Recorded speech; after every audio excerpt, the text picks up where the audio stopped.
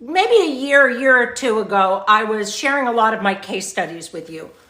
And it was more the dogs that I was working with in person. But as the years have gone by, the cases have become even more layered. And many of my clients actually come from here. By the way, this app may be shutting down in 2 days. So I am on IG under Speckled Hearts Project. So if you don't want to lose me, you should definitely make it a point to go over there and follow me, because I hear TikTok could be going away very quickly. We're waiting on our president to decide. In any case, what I would like to do tonight, I'm going to take a little bit of a departure from what we usually do. There is, it's not shutting down. Oh, is that jerk face? Oh, okay, good. Hey, how are you, Hunter? I'm really, really good. So I was approached a couple of weeks ago to do a consultation with a couple. I don't remember where they live, Nevada, Arizona, something like that. They had taken in a dog who was a known resource guarder, and she was a long stay shelter dog. And we did the consultation, and they were really lovely people. The way my system is set up to work with me is you do the consultation, we go through a deep dive. I need to gather information, get everybody set up for what I'll need to work with them. There are certain things I want in place. I want to make sure you're happy with your vet. I want to understand the behaviors and the pain points and all of that. So it's an hour and a half conversation. So if you enjoyed what happened during the consultation and you feel like you want to move on, then you would join my program, which is a 5-week period. So that's how that's set up. After the consultation, they wanted to move forward with the program, and we started a week ago. A few days after, and the only notes that I had on the dog were from them. There's currently a dog in the home, and the new one is complicated. The usual, right? Resource guarding, reactivity, impossible to walk. They have her on a prong. Very fearful. What was so extraordinary was several days after they started their lessons, the shelter where the dog came from, who this director, I don't know this person, but this director has sent a lot of clients my way. I always hear that they come from this particular shelter. I think it's in Arizona. But I didn't know who was sending them. I thought it was somebody that I had worked with in the past at the shelter in Austin.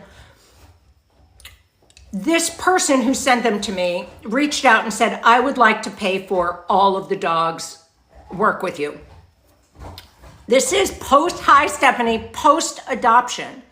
The shelter wants to cover the cost, thank you, of the dog's training, for lack of a better word.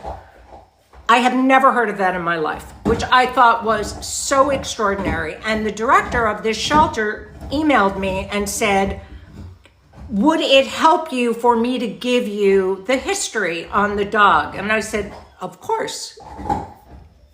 And I wanted to track you. If you're interested, I would like to read off some of those notes to you. And I'll tell you why. I sort of don't want to tell you why, but I do want to tell you why. There are cases that I work with.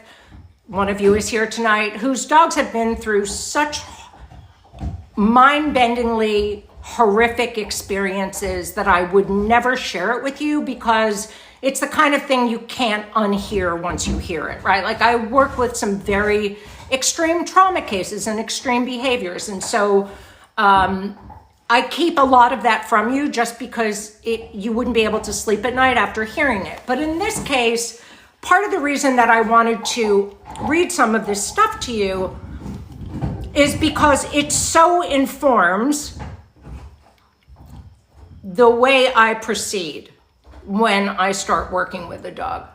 And I really think it's important. I don't know if you guys saw my stories tonight, but after I posted the video about him biting at the shears, my garden shears yesterday, which went semi-viral, and I have no idea why, because I was just exhausted and being ridiculous. But there were a lot of comments on that post from other dog trainers.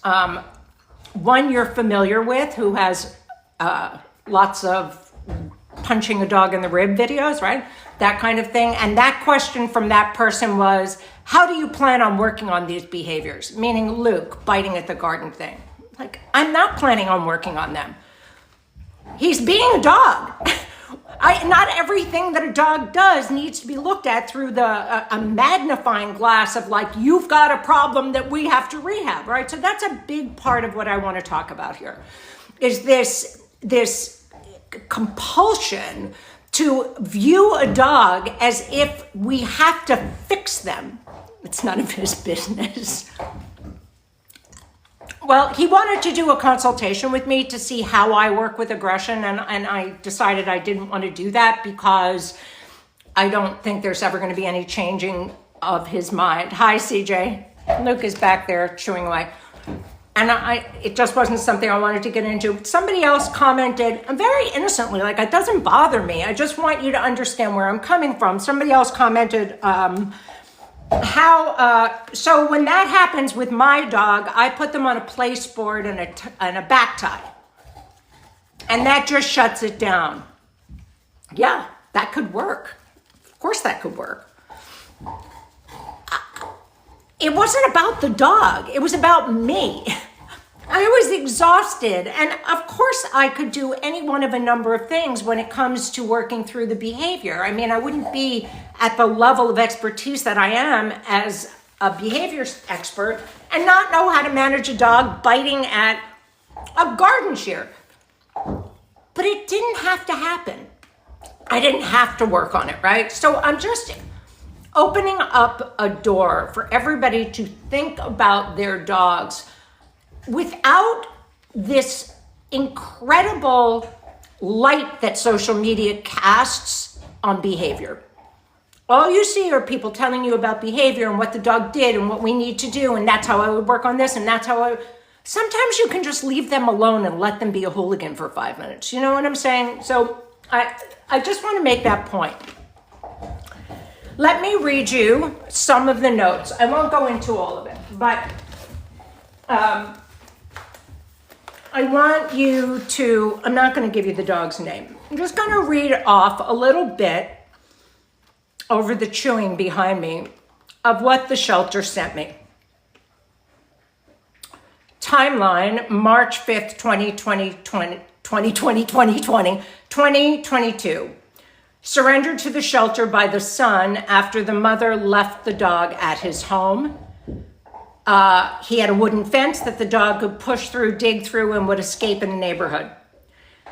We don't know if she lived inside at that point, but he had previously kept her in the backyard. The dog was very defensive and terrified of people upon intake to the shelter. She was quickly adopted 3 weeks later to an elderly couple. She did initially well in the home, adjusting to house dog life, and quickly bonded to them. May of 2022, so that's April, 2 months, from March to May. Adopters contacted the shelter trainer to assist with leash reactivity. First meeting, the trainer attempts to feed the dog some treats on the ground while putting on a 3-point harness. The dog snapped. That's the bite report that the adopters had to sign off on. The trainer then said, while there was no photo and no medical report, the trainer felt really badly because they felt they pushed the dog too quickly. Yeah. The adopters ultimately surrendered her.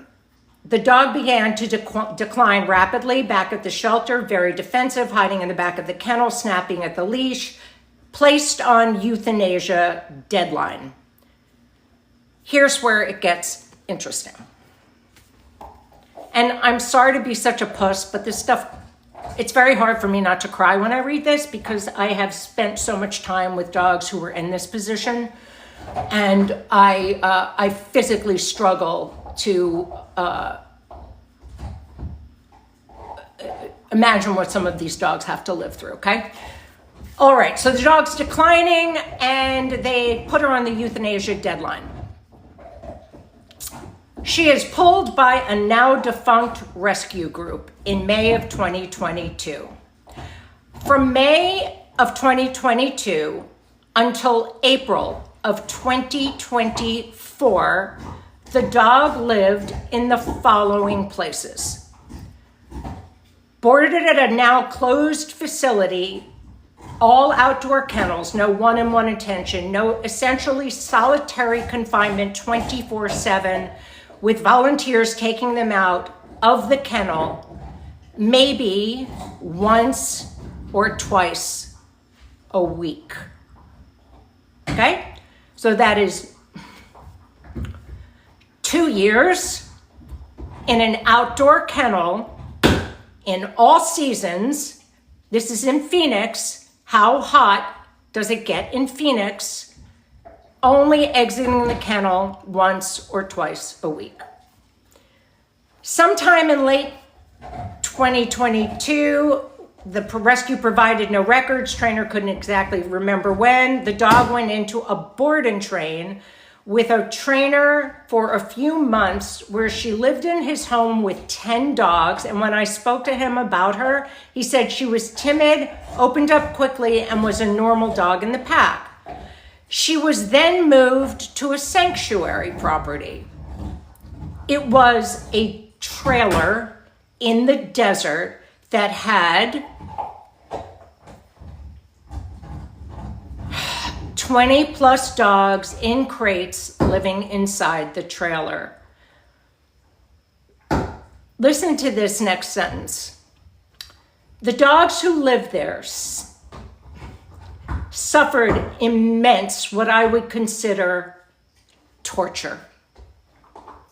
Every day consisted of being crated upwards of 22 hours a day, only going out to be placed in a dog run in the morning and evening for their crates to be cleaned and then placed back into the crate. If they had staff, somebody would give them a walk. At that time, there was only one person working. In the crate all day long. Yes, but that is what most sanctuaries are like. So now this is 2 years of this kind of life, right?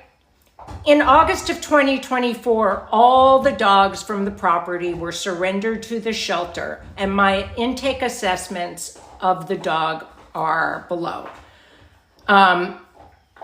We don't have to go into all of that because this was shelter staff now evaluating the dog. Okay. Yes, euthanasia would have been a much better end. And so when you hear me recommending for euthanasia, which I very, very rarely do, it's because of that kind of thing, okay? So I want you to envision that this new parents, they're feeling a bit overwhelmed, and that is really, really important. When you take on a dog and the dog is shut down, defensive, guarding space, anxious around the other dog in the home, they're nervous about her, they're overwhelmed, but absolutely committed to helping her, which is honestly the kind of people that come to me. And I always say to you, the people that come here need to be here. But I want you to imagine that dog was picked up by another trainer who wanted to change that behavior. Can you envision what that would look like? Obedience, control, punishment, correction. When I hear people talking about applied behavior analysis and I watch the way they work, there is no analysis. And the thought that we have so many professionals working with dogs who have been through this, because that's why they're so problematic. Often, yeah? So you think about a trainer who's evaluating a case. Generally speaking, in my experience, they don't know what to do with the dog. They do not ask the questions that I ask. They do not get the information that I insist on having. And they go about either throwing the dog a lot of cookies or insisting on a sit, a downstay, a go to your place. So when someone looks at a dog like this or any of the other dogs that you have seen come through my home, they've all lived that life in one way or another. This guy, he's probably had it the easiest, and yet he was still dumped, still abandoned, still incredibly insecure. So when I look at a case like this, the very first thing I go about doing, which is what I did with them, because things were beginning to get problematic for them, even in the earliest of places. So how they configured the home, because this is important, is that their dog, the current dog in the home, sleeps in their bed at night. They've got a large house, they've got a large bedroom, they've got a large master bedroom. Hey, sweetheart, how are you? That's train your dog, I'm saying sweetheart to you. How are you feeling? They put this dog at night in a crate in another room because they don't want any conflict between the dogs. Then they didn't, rightly so, did not feel comfortable having the dog free roam. They were afraid that the fight might break out between the two dogs, right? When she wasn't in the crate, she's an absolute beast on leash. When she wasn't in the crate, they would put her in their bathroom with a baby gate. They would feed her in there. And while she's eating, the other dog would wander past the baby gate and she would erupt at him. Can you figure out where I would be going at this point? No, I understand. Jude's ashes are on my living room table. So the first thing I'm going to address in that scenario is that for a dog who has lived in a box in what the director of the shelter referred to as a torturous existence, the very last thing I'm doing is putting that dog in another box. And the reason they were struggling with her in part was that when it was bedtime, she started protesting going in the crate, and they were getting very nervous about getting her in there and trying to lure her in with food. But as soon as she got wise to the cookie tossing, she was like, I don't want to go in there. So now we have a dog who's demonstrating protest behavior, which is simply like, I'm going to do everything I can not to be locked up in that box. Exactly the reason that you saw me working through Luke's and Jude's crate anxiety. So she's being put in the box at night. She's fighting that now. It's a massive, massive trigger for a dog who has spent their life in a box.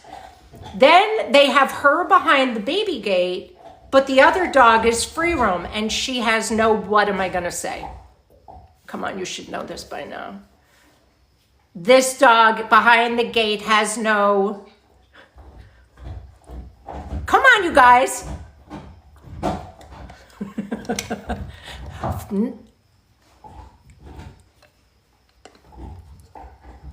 You're close. Escape. No flight options. No choice. Right.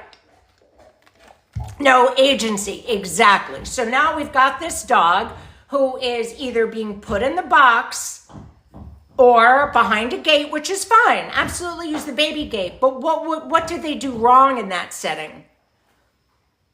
They had the other dog wandering around outside her crate while she's eating. So of course her resource guarding is going to start kicking in because she has nowhere to go. She's never had anything of value. Now she has a warm meal or a soft place to lay her head, and that other dog staring in through the baby gate at her is nothing but pressure and conflict for her, and she has no choice but to fight back. What I want to tell you is that for the most part, what you will hear from so many pet professionals are management strategies. And it will include things like crating and baby gating. But what they don't cover that is so critically important is how you set that situation up for the dog. So at no point, and the first thing I changed for them, I said, I don't want you putting her in the crate at all anymore. Instead, you're going to create a large space for her within this master suite that they have and turn that into her little apartment. So there is no box and no confinement. And you, you're taking no, that's hysterical. I feel so strongly about this because I feel like, when are we going to talk about how it feels for the dogs? When are we going to talk about that part? Not about what we think the dog should be doing. How does that dog feel after a life like that? What is their psyche like? Like I've said this to you before, if I at some point had to walk across a field that was full of landmines, there would be, and I live to tell about it, there would be no point in my life that I could walk across any plot of land and not have my heart in my throat because of that one experience. And yet we expect a dog who has lived in a wire crate, probably with no bottom on it, with pain in their bodies because they don't get to exercise or move around, with extreme weather, heat, rain, cold, outdoor kennels, no emotional connection or safety at all, no proper nutrition, no proper sleep cycle, and then we want to throw them in a crate? Right. And that's her main problem. She's fearful. And she has every right to be. Now, at a certain point, trauma changes the brain. And the only thing we can hope to do is create an environment where the dog is able to start having experiences that don't circulate the degree of stress hormones that they have had functioning as a mainstay, as a reference point of emotional capacity.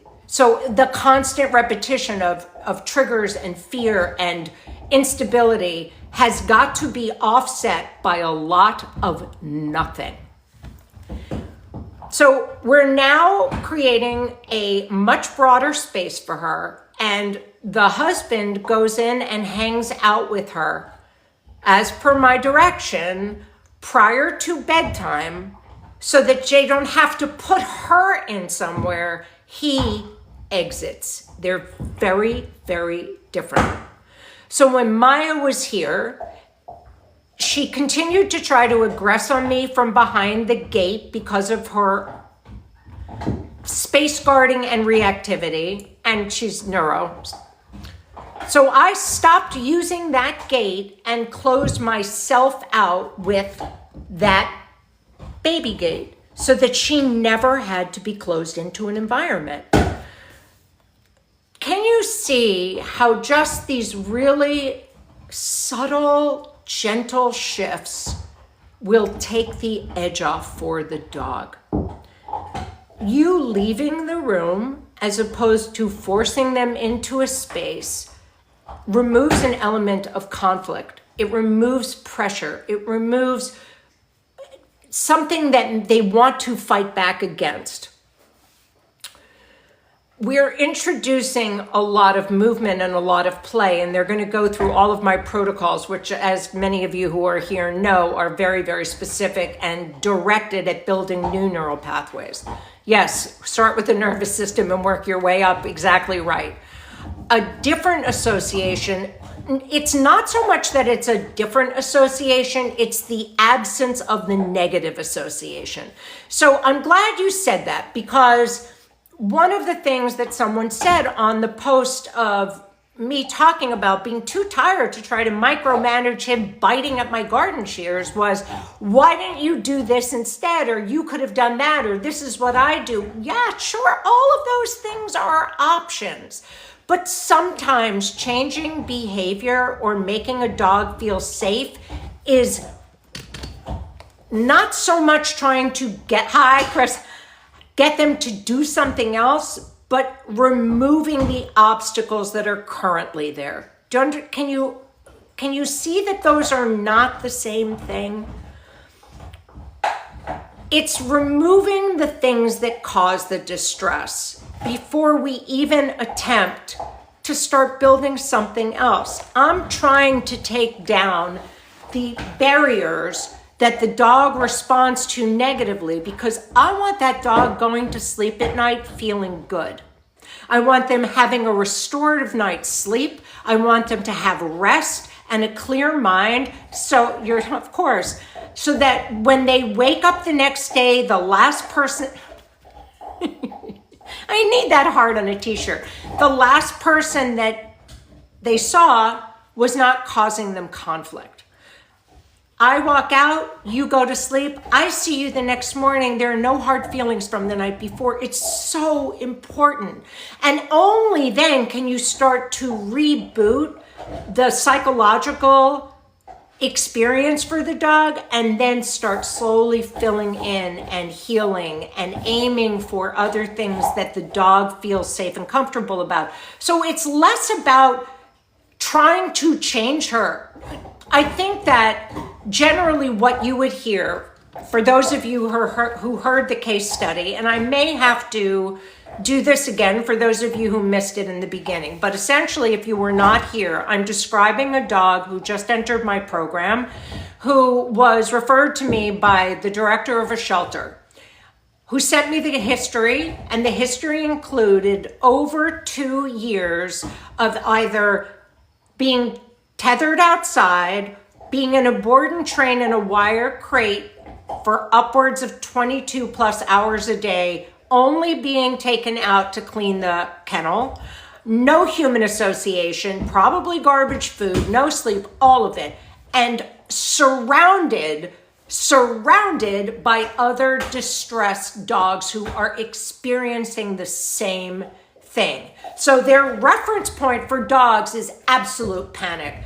How do you suppose that rolls out when you try to take them for a walk outside and they see a dog?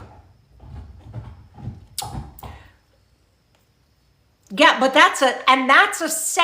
is that Courtney, who was a client of mine a couple of years ago? That picture looks familiar. So when you take a dog out of the shelter and they have been living behind bars, and you feel like, I saved you and now I'm going to take care of you. Oh, okay, super, welcome. I'm here, I'm going to make it better for you. And that animal has been living in a similar situation: overstimulation, noise, no sleep, no decent food, surrounded by other dogs who were freaking out. And your answer is to put a leash on them and walk them? How could that possibly go well? How could that possibly go well? So the reason I'm sharing this with you guys is to try to reset your thoughts away from training the dog and into how do you feel and what can you handle at this particular point in your life? How can I create a sense of safety and trust for you? If you put a leash on that dog and they are thrashing around and freaking out, and the next level up is to put a prong collar on, you will and I'm not getting into a balance versus positive or force-free. I don't associate with any camp. I'm in my own camp, so I'm not dissing anybody who does that. You can do what you like. I'm just saying that if the dog's eyes cannot take in the sight of another dog without panicking, you adding equipment doesn't change what they're worried about. I would rather you spend 2 weeks standing in the threshold of your doorway and not walking them. And allow them to pick up the scents of the neighborhood. Allow them to notice the dogs. Go in and out of the home. Go up and down the pathway. Go this way and this way and this way instead of walking them head on into Hell's Gate. Do you understand? So it's not, and what so many pet professionals will tell you is, well, the dog is reactive. You need different equipment. The dog is reactive. We need to give the dog more cookies. The dog is reactive. Stop.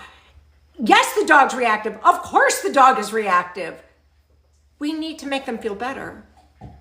And if they don't even know you're on the other end of the leash, then it ain't gonna work. Center the dog's emotional landscape. I love the way that sounds. Yes. And depending on the levels of trauma the dog has experienced, that could be microsecond to microsecond. So when somebody, and I will share the video, I'm sure I'll get bashed from one end of the universe to the other, just like I did when I took Jude on, and every bro out there who works with big bully breeds came at me for, what are you doing with that dog, little lady? I wasn't trying to shut his rage down. I wasn't trying to shut his behavior down. I was trying to show him other emotions he could experience, because otherwise he'd never be able to access them as a skill or as an option, right? So if you don't teach that part, and someone comes in and tries to give you, what they've been told by the person that taught them with, we want to make a positive association through food, but you're still walking them through the gates of hell, it doesn't really matter. Everything needs to come back to a place where the dog is able to be in it for however short that period may look to begin with, where you are making them feel like you are there to keep their environment safe. And if you don't know how to do that, and many people don't, that is one of the most powerful things I can teach you, because it's at that point that the relationship with your dogs deepens, and that is where trust comes from. So if your dog doesn't trust you, they likely don't even know you're there when they're panicking. And that's where I would be starting, because it doesn't, you don't have to have a yard to do this. You can walk outside and stand still, or go under a tree, or walk around a corner, or drive them somewhere quiet. You do not have to have a yard to do this. I live in a town that has no leash laws, okay? So while I have this beautiful, and I'm not blasting you, I'm totally understanding. Many of my clients are in this live that have very reactive dogs that live in apartments. Okay. Yes, absolutely, Sandy. No problem. I'm passionate. I'm not yelling at you. So please just know that. I have a beautiful property here, right? I put in a fence entirely around this property because I had 100 pounds of aggressive dog. But when I stepped out that front door, the laws in this town are every dog can be walked off leash. Well, that doesn't freaking help me, right? I have a yard, but outside my front gate, I'm not safe. So I had to practice with my dog walking out that gate and just experiencing this part of the block, the driveway, that part of the block, and the entire block has dogs. Not all of them on leash. So it's extremely treacherous. Would I agree that training a dog negatively can affect trust that is already difficult to build? You're asking me that question? Yeah, I would. Yeah, I would. And I know what the argument is. I know that the argument from people who use certain types of equipment and work in a different capacity than I do will say that it can build confidence. And I'm going to guess that for some dogs, maybe, yeah. But if you are dealing with trauma or neurological issues or pain, you're missing the mark. Yeah. So let me just say, so it's about duration spent with the dog, not the distance you go. Yes, absolutely. I don't think there's a whole lot of value in distance if the distance from here to here doesn't sparkle. Do you know? It doesn't matter if you go from here to here or here to here. If that connection between you and your dog is lost, not going to work. So what I teach, first and foremost, everyone that works with me starts in a conversation with their dog, and there is absolutely no language. So the dog's voice is as loud as yours is. And that means that we are first building some kind of oxytocin right through the eyes, looking at each other, and a level of trust is established. So when Luke, and you'll see the video. Oh, you saw that. Did I share the video of him biting at the? No, I didn't share it with you. I shared it on Instagram. Sorry, I forgot.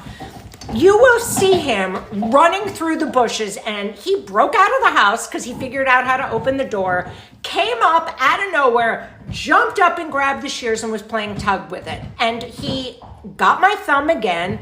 He was playing. In his mind, he was playing. He wasn't looking to do damage.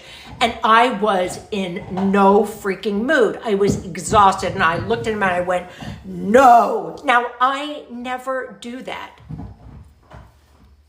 Oh, I didn't know that. Okay.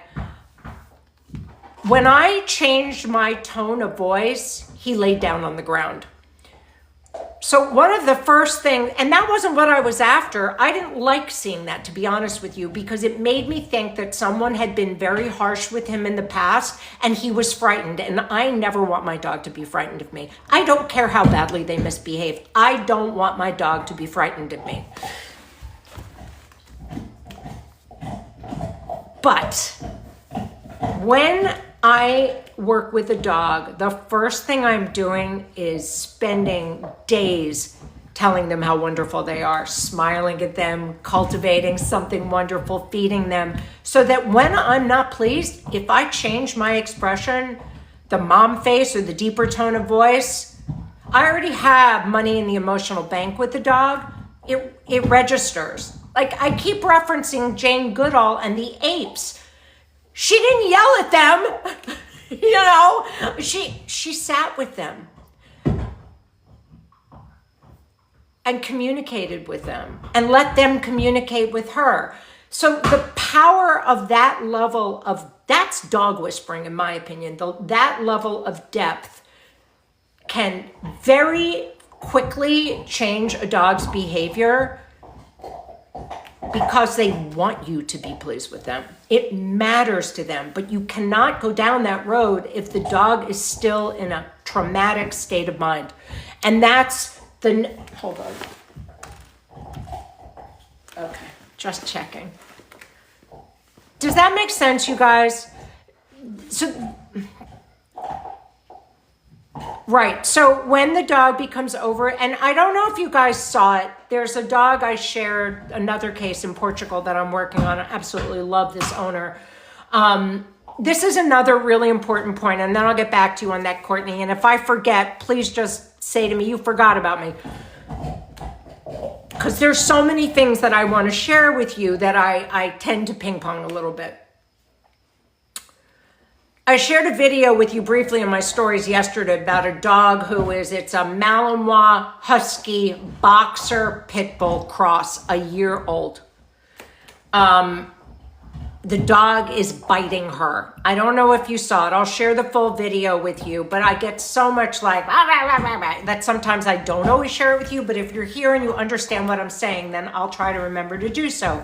And that dog is getting over aroused and continuing because she had these flowy pants on, fighting at her hand and the leg and the this and the that. And that can reach a fever pitch that can become very unpleasant and risky behavior. So it's all a matter of evaluating, do we have a chemical imbalance here that's making over arousal too present or too available? Is the nervous system too activated? But all of these dogs, they need help, not power. So if your dog is biting on the leash, the things that you want, because I have had very serious. My dog Benito before Jude was a very serious leash climber, leash biter. He was also a very dangerous dog, and I could never afford to have him get off of his leash. So he had not one, not two, but 3 points of contact. He had, if you're using a collar that is a pressure and release collar, this is for you, Courtney. If your collar is a martingale or something that gets tighter, that will aggravate the dog and they'll start biting. So I would move, first of all, to a flat collar. And if the dog is not really strong and powerful, potentially a harness or both. I would use 2, if not 3 points of contact. So what I do with leash biters, for Benito, the only thing that slowed that down at first was the gentle leader. He just would stop biting the second a gentle leader went on. But then I moved on to a flat collar. When the pressure came off his neck, he stopped instantly. It was this driving him. He's a bully breed, so I don't know what breed your dog is, but if he started climbing up the leash, I would drop that leash and pick up another one. So I had one attached to the back of his harness, I had one on his flat collar, and I had a Dynaband attached to another point on his harness so that there could be some resistance, that he'd have to work harder at moving if he was pulling forward. But the other thing I did that was extremely effective, and if you go up to my tab, case studies maybe, or shelter dogs, or come to work with me, I don't remember what they're called, but there was a very serious leash biter, a cattle dog, transport from the South, who also had canine compulsive disorder. And what I did with the dog was to teach them a with me cue, where I say with me and you put your head in my hands, or I say head up and you look up at me. When you get the dog to perform another action, they stop thinking about biting the leash. So there's a lot of different ways. The Dynaband was great for him. It slowed him down a lot. And I used a chain leash. A chain leash does not taste good, so they don't bite them, but they're hard on your hands, so you have to wear gloves. There's 1,000,001 ways to deal with a leash biter. What you want to do first is figure out what's causing them to bite. So if they're reacting to another dog and they're frustrated, then this point at which they see another dog and they turn to bite the leash, that would be when I'm trying to work something else into that configuration. Don't crack a tooth. It's like, okay, I won't. Do you know? So you have to kind of try to chart out what causes the response. Because if it's panic or frustration, then I'd be dealing with the panic or frustration and less worried about the leash biting. I missed another question. Can I recover after trying to handle this for 4 years? I mean, yeah. None of the dogs that have come here are puppies. You know that, right? I am familiar with Denise's protocol. The loose leash walking. I don't do it that way. I would go with something that's less pleasant to bite, like you can get them on Amazon for next to no money. A cable-coated leash, wire cable-coated. But the real thing is, why are they biting, right? How do you deal with it if it's frustration? I mean, that's a big conversation. It's not something I can answer quickly, because some of the dogs that I have here are chemically completely messed up. And they had no ability to think or tap out of that chaos in their minds, kind of like a kid with ADD. They needed medication. And once they were on the proper dosage, they could actually learn. If that's an obstacle, if learning outside isn't available to the dog, then I'm looking at how is the body functioning and what systems are not working properly, and teaching other cues. Super fearful dogs.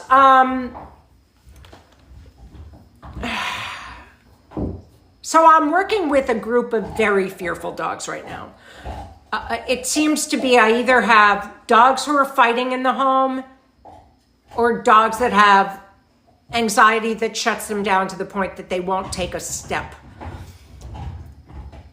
Even the dogs that are super fearful, I know he's working on what was a very large bone I gave him.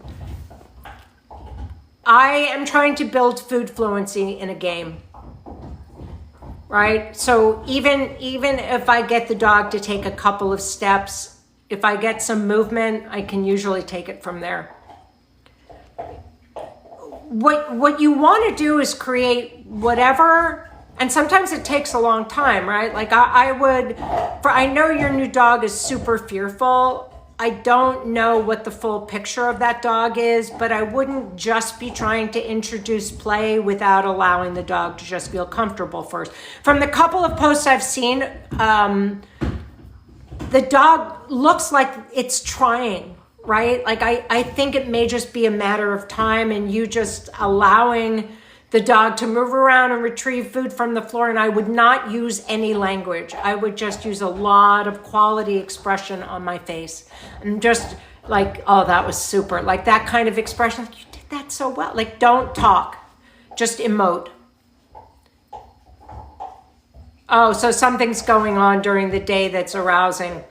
Yeah. So if there's sound sensitivity, that's one thing to address. If it's movement, that's another thing to address. Like that sounds like a nervous system response. And I start with neural pathways in the nervous system and making those things start to talk to each other. Like the gut-brain connection is as true for your dogs as it is for you.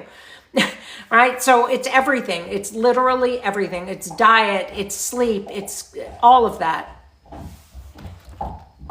My infinite wisdom. I'm like, if you say so, thank you.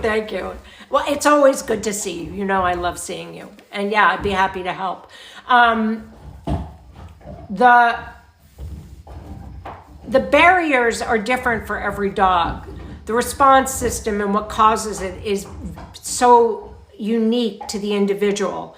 But the place that you're trying to develop is not that complicated, right? Like it's the little pieces that start to string together. You're just looking at it as like this timeline. I'm trying to move you away from that and towards this. But the reason I shared this case with you is, oh, I forgot what I was going to say. I want to go back to something. The dog I mentioned in Portugal that was biting the owner, leash climbing, all of it. You'll see a lot of those dogs on this page. One of the problems that the owner was having was nervousness. She's not afraid of the dog per se. Also, the owners of this dog that I just discussed with you, they're not necessarily afraid of the dog. Ready? What are they afraid of? Tonight's live is just a quiz. Good night, my friend. They're afraid of failure. They're afraid of failing the dog. My online programs are for reactivity. OLR is the new one. No, the old one. That's really basic. And OLR 2.0 is a really deep dive and very specific. The owners are afraid that they're not going to be able to make it work. Yeah, I have a dog training university program. All you have to do is email us at speckledheartsproject@gmail.com and ask for the curriculum. So the owner of the dog that bites, she's afraid to go to the vet. She's afraid that the vet is going to like make her feel badly about her dog and that he's too aggressive or this, that, or the other thing. The owners of this dog are afraid that they're not going to be able to get the dog to do anything or they won't be able to establish a relationship. So then what ends up happening is this lack of confidence. Right. That's how it is a mental roller coaster. You're absolutely right. So a big part of all of this work includes the human.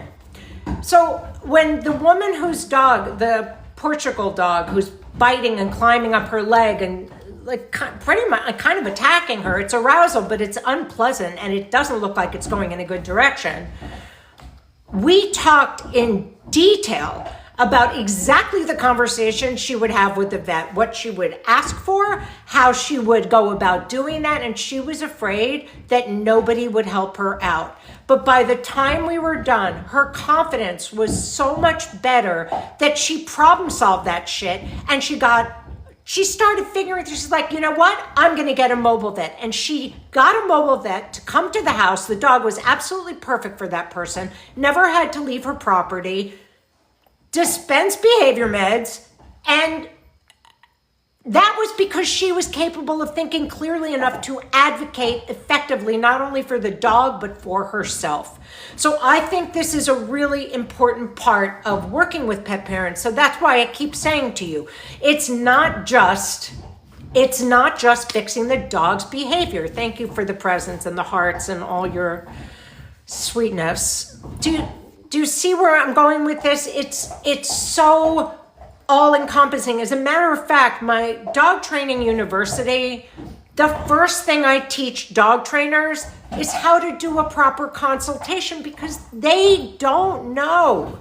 They don't know what to ask, what to look for, how to teach it, how do they do anything besides obedience, so they can't get past the basic puppy crowd or moderate reactivity because they don't know what to do with it. So if you think about what's out there in terms of your choices, you're going to end up spending a lot of money and not getting a whole lot out of it because you haven't addressed what's really causing the thing and you're exhausted, right? If you've got a challenging dog, you're exhausted. So I think the conversation I want to keep having with you is one of discovery. What's available? What can you do? What could it be that's causing your dog's response? How can we peel that all back and find the center and rebuild that? So when you watch my videos, I'm not trying to tell you that I am this dog trainer that can come in and hold the dog's feet up off the floor and make them do this or I don't feel the need to make them do anything. If they misbehave every so often, big fucking deal. That's why, it's not, everything your dog does isn't a problem that needs to be solved. Sometimes it's just a bad day or an upset stomach or a headache or allergies and migraine. I mean, the list is endless for what could be up with your dog. What you're looking for is a level of consistency. He's very tired because he had a date with a sexy GSD. He didn't give her the time of day and she was very upset about it. It's super sweet. Did you see him?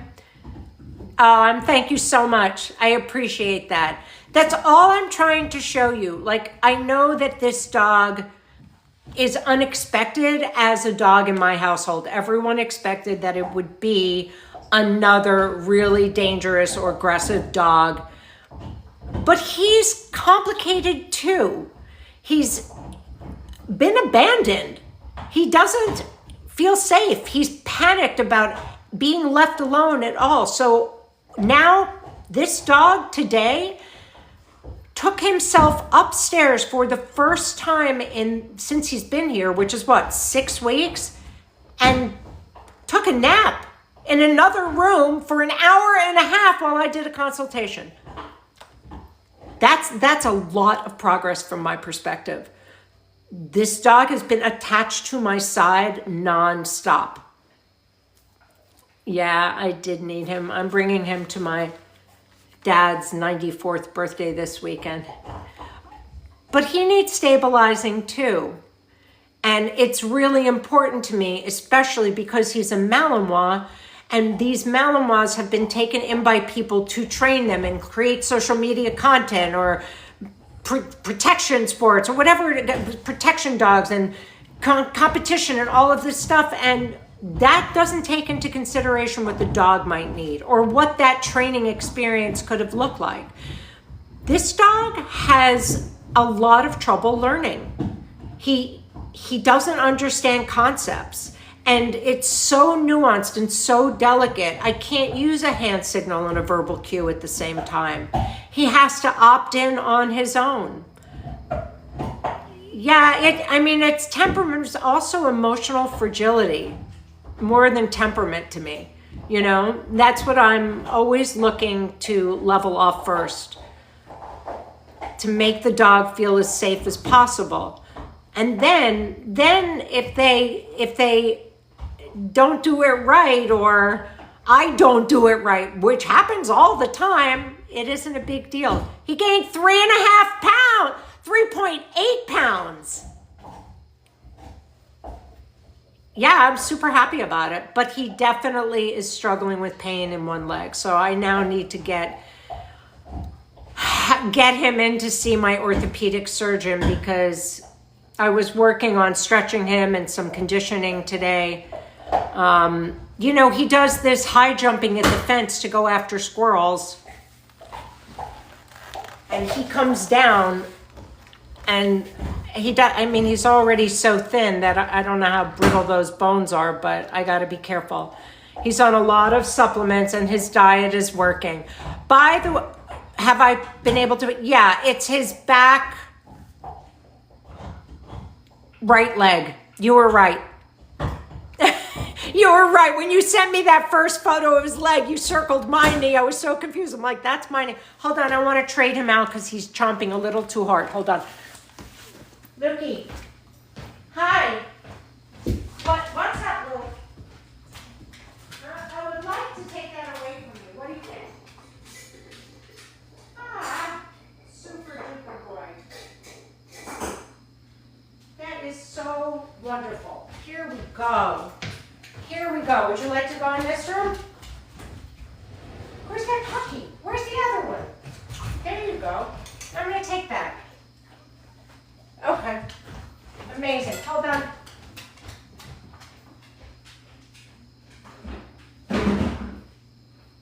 One second. I'm going to give you something. Just a minute. I have something for you. I have something for you because you burned too many calories today, and I'm going to give you a little treat. Move your big head. We have this little nighttime ritual where we eat pretzels and vegan butter together at night. And we're missing it because I'm here. Okay. So this is one of my very favorite props. Luxating patella. I don't feel like it's his knee, but I can't tell. Hi.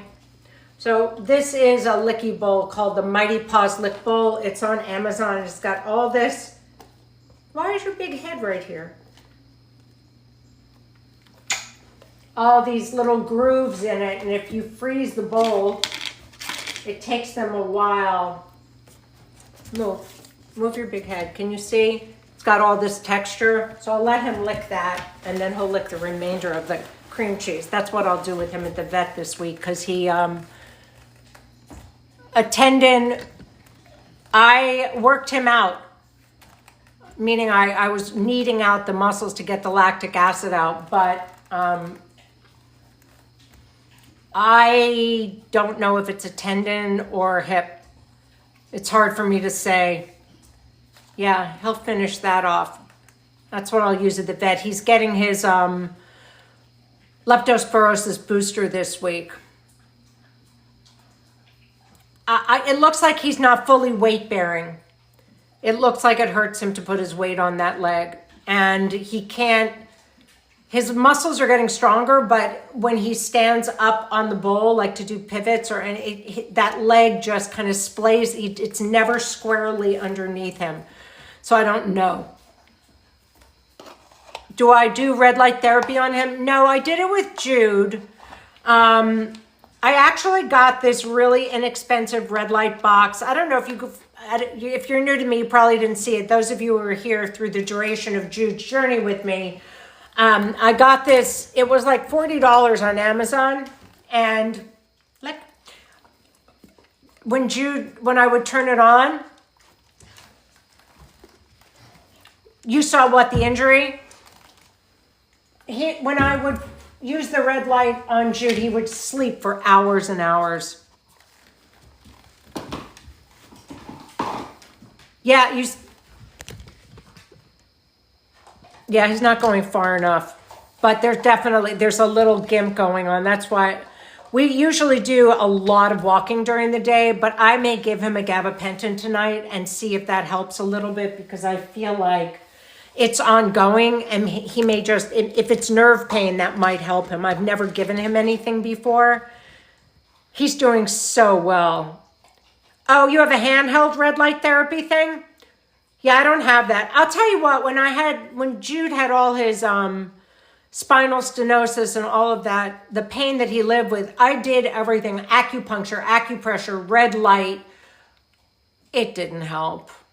It just didn't move the dial enough. It would help for an afternoon or he would relax, but it didn't really alleviate the pain. So I'm gonna see how he does in the next day or so, because he may have pulled a muscle. Oh, wow, that's so cool. I haven't heard Spectra. That's so interesting. Yeah, but Jude was also like very, very broken physically. He had years of pain. So I think we were just dealing with a complicated order. So I think it can help. I just don't know that it always does, depending on the degree of pain and how long they've had it. I love the idea of a red light coat. I need to get him a few things, like booties for the winter. And I'd love for you to message me a link to that. I'm super interested. All right, what do you got there? But anyway, I hope this conversation was illuminating for you, at least in the sense that it gives you other ways to look at things. I'm troubled to hear dog trainers asking me, that light is so annoying. I'm troubled to hear dog trainers asking me how I'm going to work through that behavior, but I shouldn't be surprised if it's a dog trainer that punches dogs, right? Like, every behavior is unexpected. Hi, Sandy. Thank you. Welcome to the chaos. If you are new to my page, at the top of my gallery are a bunch of tabs. That's very kind of you. Thank you, Courtney. There's tabs by category. So there's gut health, gear, which is equipment, reactivity, shelter dogs, case studies. I don't remember which, separation anxiety, shelter dogs, case studies. I don't remember which, separation anxiety.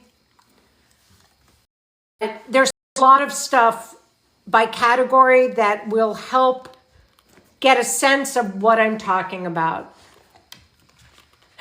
What are you gonna do? So, yeah, I mean, that was on Instagram, that comment, and I didn't even answer it. But, hey, Melissa, how are you?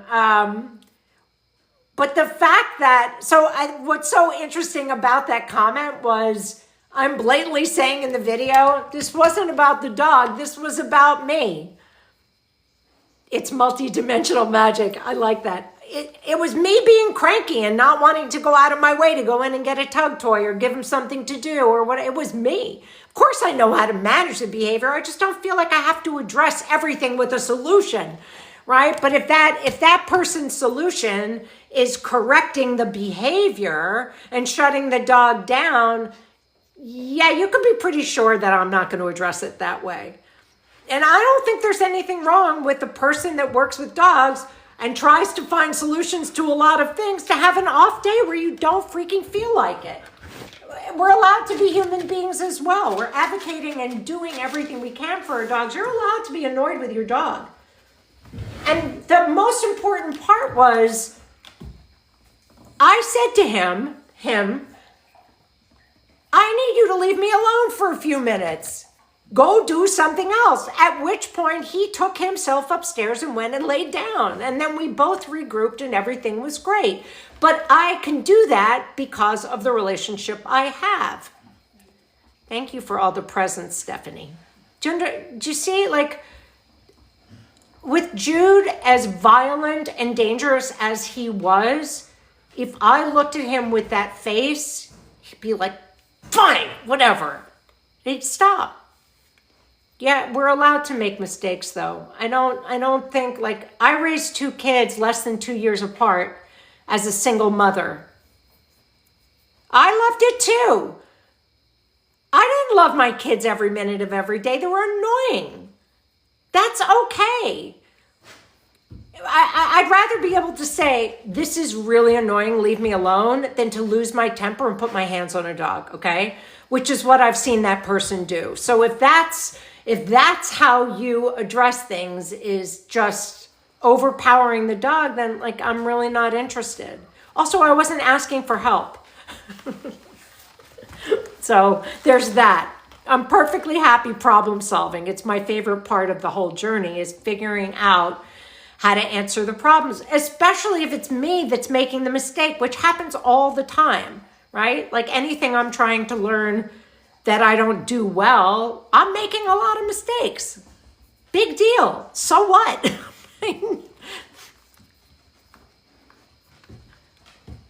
That's right. You've lost all control. Exactly right. Right. I love the unsolicited advice. Well, and it comes in the form of, this is what I do. Okay. That sounds like a plan.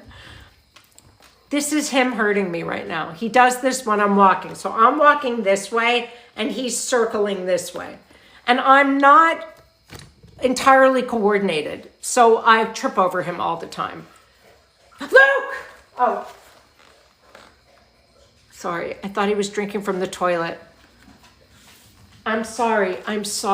I'm always afraid I might have put like some solvent in the toilet to clean it and that he might go drink from there. So there, that's me, not him, right? Oh, Tiny Diney is new.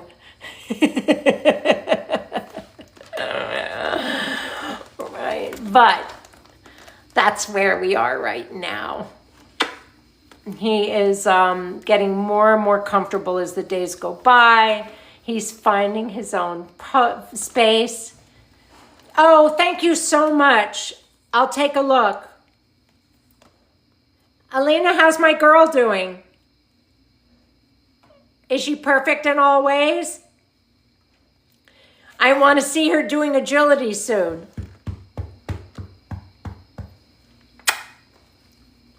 There's a mouthful of fur I just got. Anyway, if this is something that you enjoyed, she's there listening. I love the last time you sent me the photo of her watching my live. That was so adorable.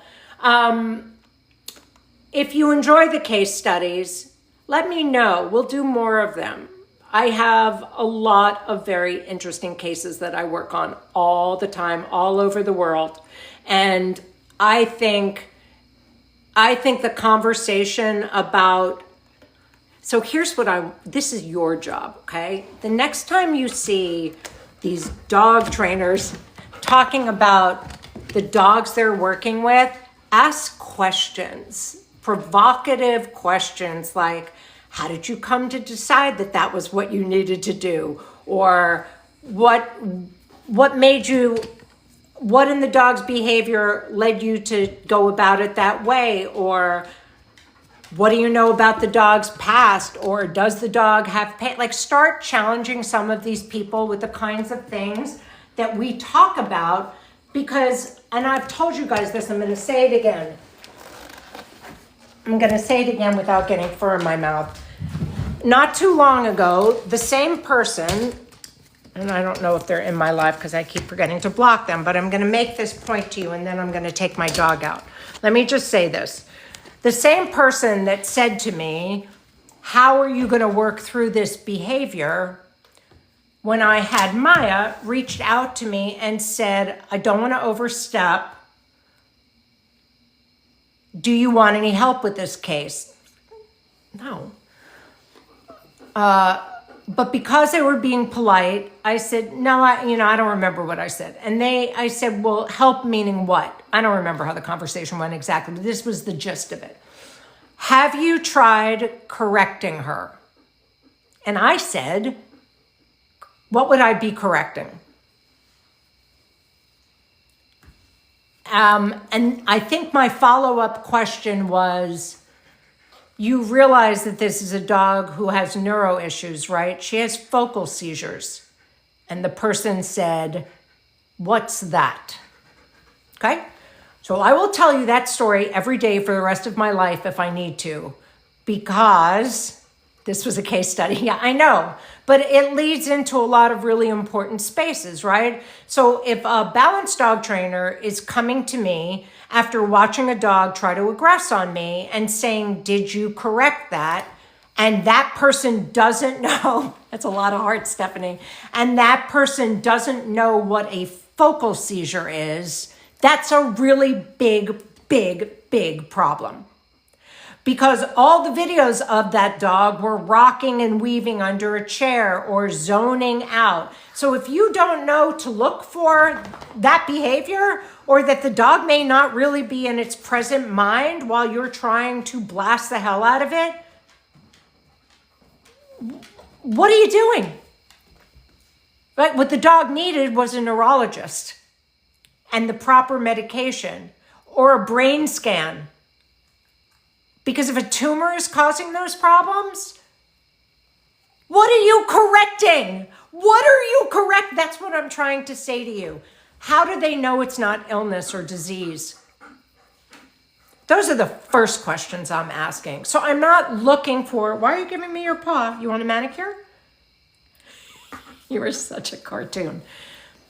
I have a really big problem with this. I have a really big problem with this. This is why when people, they want to correct them for being dogs, but also the case, you probably came in late, Gail, but we were talking about a case study that I'm working on right now of a dog who experienced untold trauma, untold torture.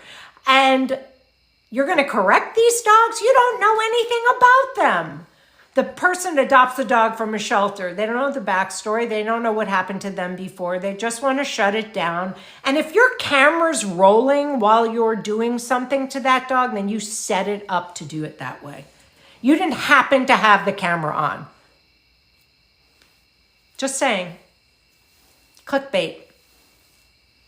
Not good. Now, when Luke started biting at my gardening shears, I thought, oh, they're really going to love this. Let me get the camera.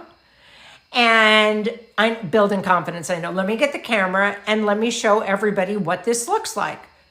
So I went and I got the tripod and I just set it up to watch him being complete asshat. And me being a complete asshat. Hi, Amanda, how are you? I'm wrapping up, or I would have gotten into all the things with you. I'm glad. You can watch this epic fail that I had with him. But I didn't set him up to come after me so I could make content. He was already being an asshat. Do you understand? They're different. So when you watch those videos, ask the questions, how did you happen to have the camera set up at that time? If the dog was going for you, thank you for the follow, Kim. If the dog was going for you already, at what point did you set the camera up? Did you set the camera up and then encourage the dog to go for you so you could have content? Like, it's not rocket science. It's pretty obvious what's going on. Also, what kind of problem solving is that? And how do you not know what medical conditions are? I just don't understand that. I don't understand how someone correct behavior without understanding potential medical issues that could go along with some more extreme aberrant behaviors. Oh, you know who we're talking about. Can you view the video? I posted it on Instagram, but I will post it here tonight. And you can make fun of us. Yeah, that guy. So you'll see it in my stories. I posted the video on Instagram of Luke biting at my gardening shears, and that guy commented under the post, how do you plan on correcting or fixing that behavior or working through that behavior? I didn't even answer, but in my head, I'm like, I don't know, maybe I'll punch him in the chest. But I don't want to be too outrageous, but my answer is I'm not planning on doing anything about it. Go look at 2 weeks ago when he was biting at my broom. And how, no, he wanted to do a private consult with me to learn how I work on aggression. Hey, PJ, I love you too.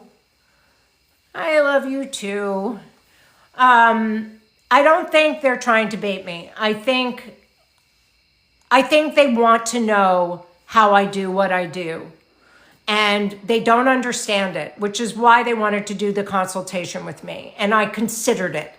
I thought, if you really are trying to learn how to work with aggression without punching dogs in the chest, then I'm open to a conversation that might help a dog. But then I saw a comment that said something along the lines of, I post this stuff just to piss the force-free people off. And I thought, I don't like that. No, I don't think he wants to learn either. So I found that to be very problematic. You're looking to bait dog trainers? No, thank you. Exactly. So it didn't feel, I was trying to determine if it was authentic or genuine. And when I saw the comment of trying to piss off force-free trainers, just thought, what are we arguing about here? It's a very provocative way to live. You're absolutely right.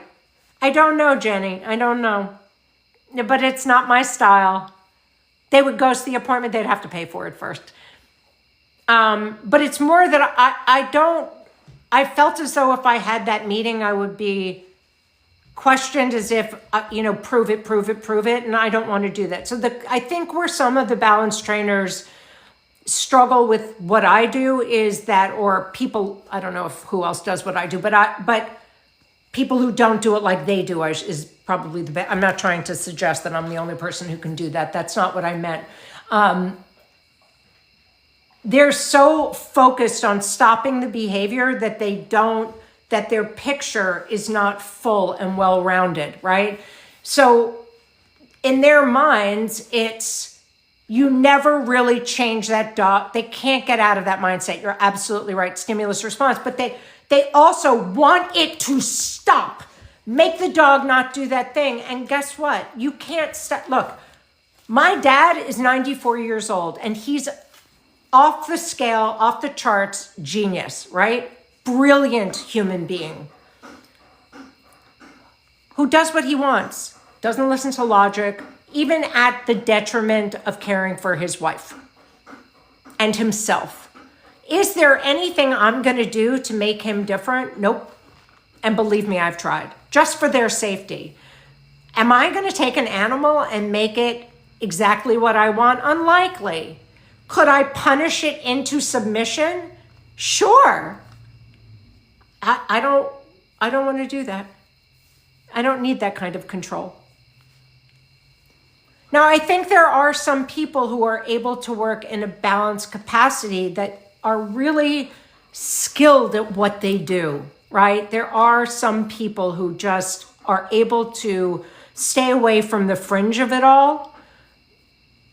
But there's an arrogance to it that doesn't take enough into consideration about the individual dog that troubles me. It's more about how good they are at what they did. And I'm more interested in how the dog feels. I don't think they want to erase what they know. I think they're very happy. But I'll tell you one thing, when you see somebody constantly advertising a discount in sales, that means business is not good. I don't think I've ever done that. I keep my rates really low so that the people who need me can afford me. Right? I'm blessed enough to have enough business that I don't have to bleed anybody dry. I just love this. You know what I mean? But if you're running sales all the time, then you got some hardship going on. So I guess it just tells you everything you need to know. But I thought it was an interesting comment. So I will share the video of him. Why are you panting? He stopped. I will share the video of him biting at the thing tonight. Hello, Ash. How are you? We are just wrapping up. Are you just getting out of work? I know a lot of you come in late. I have to try to do this later in the day. How did I get into dog training? Oh, I'm not certified. I wouldn't get a certification. But by all means, do it if you want to. Oh, cool. Okay. I got into dog training by working in the shelters. So I was hands-on with a very large population of really risky at-risk dogs. Really risky at-risk dogs. So hands-on, a lot of study, a lot of education. I'm not really big on the certifications because what they teach is fairly generic in my opinion, and just the same thing it's always been. Oh, Luke's a counter surfer too. Really, really good counter surfer too. Yeah. I don't think there's any course or certification. I have a dog trainer university program. So that is for people who have been training for a couple of years and want to get into more complex cases. That's for dog trainers. But there's no course that's going to teach what you learn. Far more valuable than a certification. And you have a certification. All the dog trainers that come here have certifications. They're like, yeah, school was fun. It was interesting, but it didn't teach them what they needed to be able to actually work cases because they don't teach you that. Oh my God. Better that than chocolate. Better butter than chocolate, right? So I think the dogs are my teachers, right? Well, then he's not that sneaky. And it taught you nothing. I know I have a lot of trainers here from the UK that have gone to university and they get a lot out of this program. Teaching you, right. Well, there's your lesson, right? And I learned yesterday not to use a garden shears when my dog is feeling feisty. Anyway, all right. The sun has set. It's time for the bats to come out. So I'm going to put on my hoodie and take my dog out for a walk. We've been up since the crack of dawn and swimming and working and all of that. Good. You have a lot of experience and that's great. But I really enjoyed sharing this case with you. I think, hasta mañana. I'll see you tomorrow, Lindsay. And I know you texted me videos, but I will not get to them till the morning because my brain is just shot right now. But I will look at them before I see you. I'll continue. I tried to arrange a live with all the dog sports trainers and none of them, good night, Stephanie, none of them are available at the same time. So I'm trying. It's just everybody's schedule is super crazy. But we'll keep talking about cases and all the things. As it comes to me, I'll be doing it. So good night, everybody. We will speak soon and I'll share the crazy video for you later. Thank you for joining me, for all the hearts and the presents. It is always a pleasure. Speak to you soon.